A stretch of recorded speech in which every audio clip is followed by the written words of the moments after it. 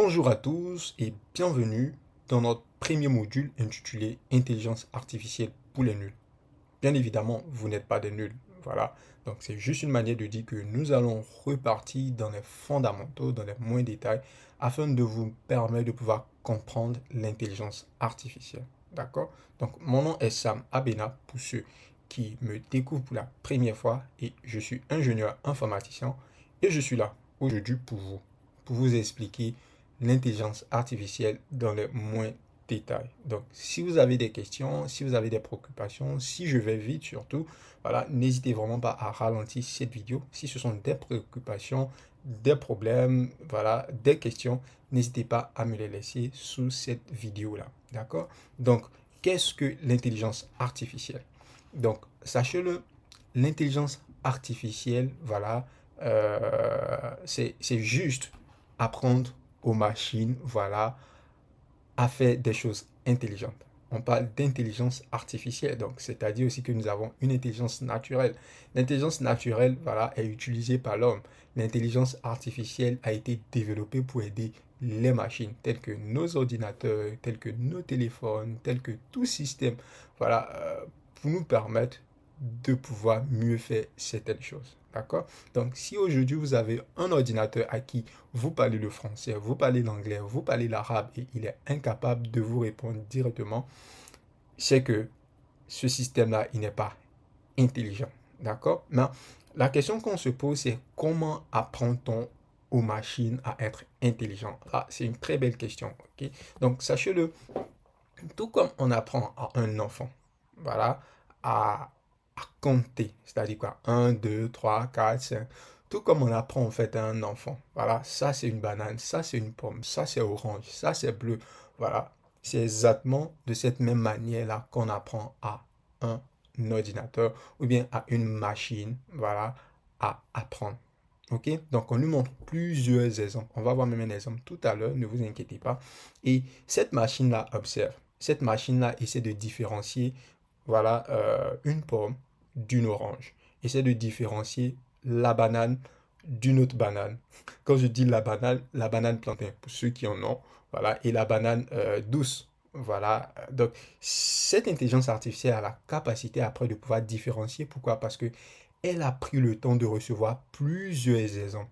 Et finalement, elle s'est fait maintenant la différence, tout comme un enfant, tout comme un homme, n'est-ce pas? Et pour finir, lorsqu'on va lui montrer une banane plantain et une banane douce, voilà, elle pourra faire la différence. Donc, c'est tout ça, le processus d'apprentissage. Mais qui sont ceux qui font euh, ce processus d'apprentissage-là? On les appelle les data scientists, ok? Ne vous inquiétez pas, vous n'allez pas le faire ici dans ce module-là. C'est juste une introduction. Et bien même encore, il y a d'autres modules qui vont venir après, là où je vais vous apprendre à le faire. D'accord? Donc, si vous êtes développeur, c'est une occasion pour vous de pouvoir vraiment l'apprendre. Si vous n'êtes pas développeur également aussi, ne vous inquiétez pas, je pense que vous pouvez l'apprendre. Mais aujourd'hui, c'est vraiment l'introduction, n'est-ce pas? Donc, après ça, sachez-le, quand on parle au fait de choses intelligentes, de quelles choses on parle exactement? Parce qu'il y a tellement de choses intelligentes qu'on peut faire, n'est-ce pas? Non, la règle dit tout ce que l'homme peut faire, et que vous pensez que cela requiert de la réflexion, de l'intelligence, l'ordinateur peut le faire. C'est vrai qu'aujourd'hui, c'est vraiment, l'ordinateur n'est pas encore assez capable de faire ce que l'homme peut faire. Mais je vous assure, dans les années à venir, l'intelligence artificielle sera à mesure de faire tout ce que l'homme pourra faire et même encore plus. Voilà, donc ça c'est ce que la majorité des chercheurs en fait disent. Ok, donc on va voir ensemble quelles sont ces choses intelligentes là. Donc l'une des premières choses intelligentes, c'est répondre aux questions. Comme l'exemple dont je vous ai donné tout à l'heure, c'est de pouvoir aussi traduire des tests. C'est de pouvoir aussi reconnaître des visages, surtout des visages. Je pense que la majorité d'entre nous, nous avons déjà, d'une manière ou d'une autre, interagi avec ces systèmes-là, n'est-ce pas? Donc, imaginez que aujourd'hui vous avez un ordinateur, on vous dit on a besoin en fait de votre reconnaissance faciale pour pouvoir vous donner accès à votre ordinateur, même que ce soit dans une banque, que ce soit en fait pour une carte magnétique. Vous voyez, donc c'est une intelligence qui est derrière, ok, qui a cette capacité-là de pouvoir vous différencier. Mais il y a aussi d'autres systèmes qui utilisent d'autres systèmes traditionnels, ok, pour la reconnaissance faciale. Mais l'un des exemples plus plausibles, voilà, c'est ce que je vous ai donné, une intelligence artificielle qui permet de pouvoir différencier un homme, c'est-à-dire moi, par exemple Sam qui est là, voilà, d'un autre Sam.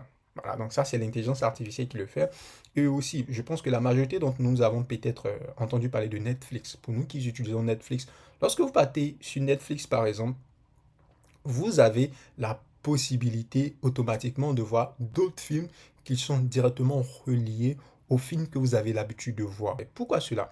C'est parce que derrière Netflix, il y a un système intelligent qui connaît exactement ce que vous aimez regarder. Et donc, c'est là qu'on parle de data, donc de données. Donc, ce système qui est derrière là collectionne toutes vos données des films que vous regardez, voilà, et donc basé sur ces données-là, il peut vous faire une recommandation. Donc, sachez-le aussi, en griffe, on ne peut pas parler d'intelligence artificielle sans données. Raison de plus de pouvoir faire vraiment attention aux données que vous mettez en ligne, aux données que vous mettez sur les réseaux sociaux, aux données que vous entrez dans un système quelconque. Pourquoi? Parce que vos propres données que vous donnez, voilà, peuvent être utilisées contre vous. D'accord? Ou bien peuvent aussi être utilisés pour améliorer plusieurs services. Donc, revoyez à partir d'aujourd'hui, voilà, tout ce qui est comme données, voilà, que vous donnez. J'espère qu'on se comprend. Donc, à part ça aussi, nous avons aujourd'hui, les intelligences artificielles sont à mesure d'écrire des messages tout comme des hommes. Et sans plus, et sachez-le, ces intelligences artificielles, lorsqu'elles écrivent des messages, ok, généralement, ok, surtout les intelligences artificielles de 2025, voilà, ne font pas d'erreur. Donc ça aussi, c'est vraiment quelque chose à féliciter. Par contre, nous, les hommes, la majorité d'entre nous aujourd'hui, lorsqu'on quitte les bancs, c'est devenu très difficile pour nous-mêmes d'écrire une phrase sans faute. Mais aujourd'hui, grâce à cette intelligence artificielle et parce que nous avons donné plusieurs voilà, données à notre machine, elle est à mesure d'écrire sans faute. N'est-ce pas magnifique? Et aussi, voilà, l'intelligence artificielle permet aussi de piloter des robots. Aujourd'hui, lorsque vous partez en Chine, vous voyez qu'on a plusieurs robots qui sont pilotés de manière autonome. Pourquoi? Parce que ce robot-là, voilà, a une intelligence qui est dans le système, qui est dans son système, et donc qui lui permet de pouvoir prendre des décisions avancées, qui lui permet de voir, qui lui permet d'entendre, qui lui permet de comprendre, qui lui permet de voir les obstacles et qui lui permet d'avancer étape par étape. Et donc aujourd'hui, même quand vous arrivez aussi aux États-Unis, on assiste également ici à une prolifération des voitures autonomes, des taxis autonomes qui roulent sans chauffeur, comme on aime le dire. Et donc ça, c'est parce que derrière ces robots-là, derrière ce système-là, il y a une intelligence, voilà, qui leur permet de voir, qui leur permet de voir, ok, là, il y a un obstacle, donc je dois l'éviter, qui leur permet de comprendre que là, en face de moi, voilà, il y a un taxi, il y a une autre voiture, donc je dois ralentir. Donc c'est vraiment ça, en fait, l'intelligence artificielle. Donc ne l'oubliez pas, l'intelligence artificielle, c'est vraiment comme l'intelligence naturelle. L'intelligence naturelle, c'est l'intelligence que vous et moi, nous avons. Et l'intelligence artificielle, c'est cette capacité-là, la machine, de pouvoir comprendre, de pouvoir voir, de pouvoir interagir, de pouvoir écrire, de pouvoir traduire. Et donc, c'est aussi l'intelligence que ces systèmes robots-là, c'est-à-dire ces machines-là, voilà, ont. Mais pour pouvoir, avant de terminer, voilà, je vais vous montrer, fait un exemple clair. Donc, je vous ai parlé tout de suite de data, donc de données. Donc, c'est-à-dire, on suppose que là, nous avons en fait notre IA, n'est-ce pas? Donc, à notre IA, on montre des photos de chiens. On dit ça c'est un chien, ça c'est un chien, ça c'est un chien, ça c'est un chien. Donc, si nous avons, imaginez que nous avons des données, nous avons plusieurs données, plus de 1000 données de chiens qui est là. Et donc, notre intelligence artificielle vraiment apprend. Ah, ok, donc lui, c'est un chien, d'accord. Donc, celui-là aussi, c'est un chien. Ah, d'accord. Donc, celui-là aussi, c'est un chien, d'accord. Donc, celui-là aussi, c'est un chien, d'accord. Et finalement, il peut différencier, voilà, parce qu'il a appris toutes les caractéristiques d'un chien. Si vous lui donnez un chat au lieu d'un chien, il va vous dire qu'il ne connaît pas, en fait, peut-être ce chat-là, mais il n'a jamais vu cet animal-là. Mais sachez-le, si vous ne lui montrez pas un exemple, il sera très difficile pour lui de connaître de quoi vous parlez. Ok, c'est tout comme des enfants. Je pense qu'on en a déjà parlé, à qui vous donnez plusieurs exemples et lorsqu'ils voient cet exemple-là, facilement ils peuvent reconnaître, ah ça c'est un, ah ça c'est une mangue, c'est exactement ça en fait, la machine. Donc imaginons qu'on lui donne aussi plusieurs images de chats facilement. Voilà, là vous voyez, il connaît, ah donc là il dit, ok là c'est un chat, ah ok là c'est un chien, normalement vous voyez. Et finalement, lorsque vous lui donnez au fait ces images-là, donc facilement, il va vraiment vous dire, ah là, c'est un chat, ah là, c'est un chien. Ok, mais qu'est-ce qui arrive si on lui donne ça? Donc, selon vous, dites-le moi en commentaire. Est-ce que, est-ce que cette IA-là, voilà, sera à mesure de nous dire que c'est une panthère, ou bien c'est quel type d'animal, ou bien l'intelligence artificielle ne va pas vraiment connaître le type d'animal. Donc, selon vous, donc dites-moi en commentaire ce que vous pensez qui est la bonne réponse. D'accord? Mais avant de terminer, voilà, je pense qu'on en a déjà parlé assez longuement. On a Siri, l'une des premières intelligences artificielles avec laquelle nous avons interagi dans les téléphones iPhone.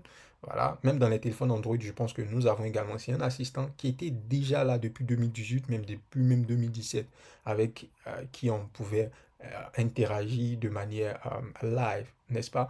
Donc aujourd'hui aussi, quand vous partez sur Instagram et que vous publiez votre photo, automatiquement, voilà, Facebook peut identifier vos amis qui sont en fait sur cette photo-là et, et les avertir que vous avez publié une photo. Pourquoi? Parce que vos amis, inclus même vous, vous avez tellement posté vos photos sur ces réseaux sociaux-là que le système qui est derrière Facebook, voilà, qui est une intelligence artificielle, peut facilement en fait maintenant différencier euh, vos photos de vos amis. Pourquoi? Parce qu'il connaît vos amis. Il connaît ce qui caractérise vos amis, le visage de vos amis. Voilà. Donc, pour ça, on va jusqu'à parler de pixels. Ok, donc ça, c'est vraiment pas l'objectif aujourd'hui. Mais juste pour vous dire que plus de données vous donnez, vous me donnez à l'intelligence artificielle, ça devient plus facile pour lui d'apprendre. Pourquoi? Parce qu'il en a vu tellement qu'il peut facilement aussi vous reconnaître. Donc, c'est vraiment ça, en fait, le processus d'apprentissage de l'intelligence artificielle.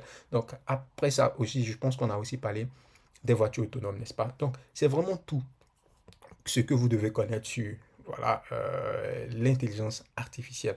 Mais avant de pouvoir conclure, voilà, cette première leçon de notre module, voilà, j'aimerais que vous puissiez me citer 5 exemples de l'intelligence artificielle que vous connaissez, que je n'ai pas cité bien évidemment, mais des exemples que je n'ai pas encore cités. Et dites-moi pourquoi vous pensez que ces exemples-là sont intelligents. Ok? Donc, et surtout, s'il vous plaît, ne citez pas, voilà, ChatGPT, parce que je sais que la majorité d'entre nous, nous connaissons déjà ChatGPT. Donc, s'il vous plaît, laissez ChatGPT de côté et dites-moi, voilà, quel autre système, quel autre exemple que vous avez. Voilà, juste 5. Voilà, donc écrivez ça en commentaire. Merci beaucoup.